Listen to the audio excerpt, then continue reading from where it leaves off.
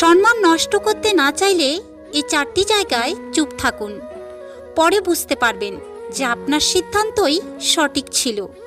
Number 1, যখন কেউ আপনার অনুভূতি বোঝে না, আপনার কষ্ট ও মন খারাপের কারণ বোঝার চেষ্টা করে না, তখন তার উপরে ক্ষিপ্ত না হয়ে সেখান থেকে চলে আসুন।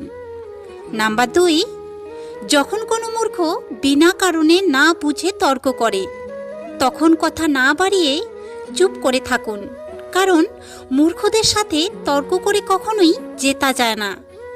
নাম্বার 3, নিজের পারিবারিক ঝগড়ার কথা কখনোই কাউকে বলতে যাবেন না, কারণ অনেকে সেগুলিকে নিয়ে হাসি তামাশা করে আপনাকে খোঁটা দিতে পারে।